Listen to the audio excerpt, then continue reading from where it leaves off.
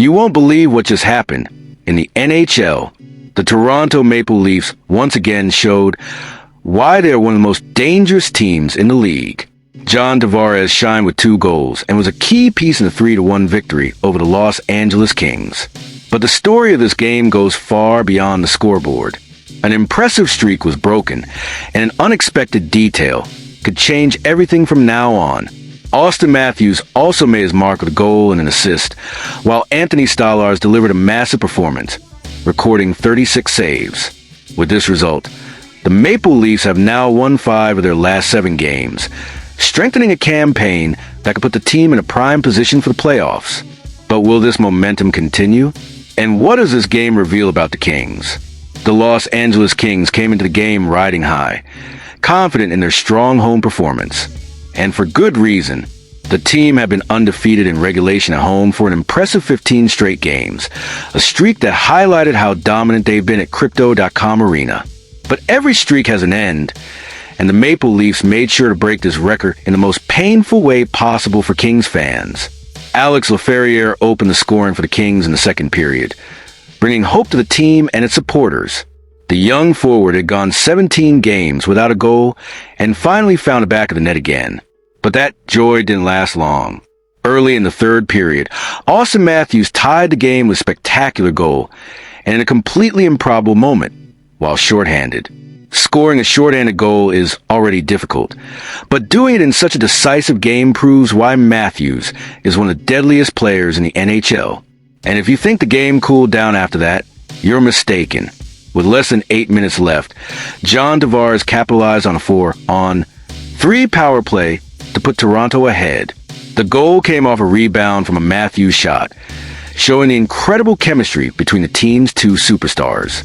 And to seal the victory, Tavares scored again, this time into an empty net, with just 1:35 left in the game. This victory was not just another win for Toronto. It had a direct impact on the standings. With these 2 points, the Maple Leafs, at least temporarily, take the lead in the Atlantic Division, surpassing the Panthers and Lightning. But pay attention, the race is tight. Florida has 1 game in hand and can reclaim the top spot, making the final stretch of the season a true battle for conference supremacy. And speaking of crucial moments, if you're enjoying this in-depth NHL analysis and want to keep up with the biggest news and highlights of the season, make sure to hit the like button and subscribe to the channel. It helps a lot in strengthening our community and ensures that YouTube keeps recommending the best hockey content for you. And leave a comment below. Do you think this Maple Leafs victory is a sign that they can go far in the playoffs, or was it just a slip-up by the Kings? I want to hear your thoughts. Do the Toronto Marlies have a hidden gem for the AHL playoffs? Ryan Kerwin has signed a professional tryout contract and is expected to join the team soon. But does he have what it takes to stand out at the pro level? His journey so far has been full of twists and turns, and what happened last season might be the key to his future. Kerwin is 23 years old, a typical age for NCAA free agents, and built his college career playing for 2 different schools. He started his journey at Penn State, where he spent 3 seasons after a stint in the USHL with Green Bay and Madison. From the beginning, he showed himself to be a solid forward, but he was never considered a major star. However, his path took an unexpected turn in his final college season, and that could change everything. But before we get into that turning point, we need to understand how Kerwin got here.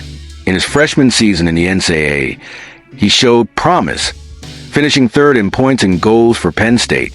However, at that time, the Nittany Lions weren't a particularly strong team, making it difficult to gauge his true impact. Still, for a freshman, his numbers were promising. Then, in his second year, Penn State built a competitive team and came within a step of the NCAA Frozen Four, but Kerwin lost his role within the lineup and saw his offensive production drop significantly. With just 17 points in 28 games, he seemed far from a professional career. This dip in production raised a big question. Was Kerwin just an average player, or did he still have untapped potential?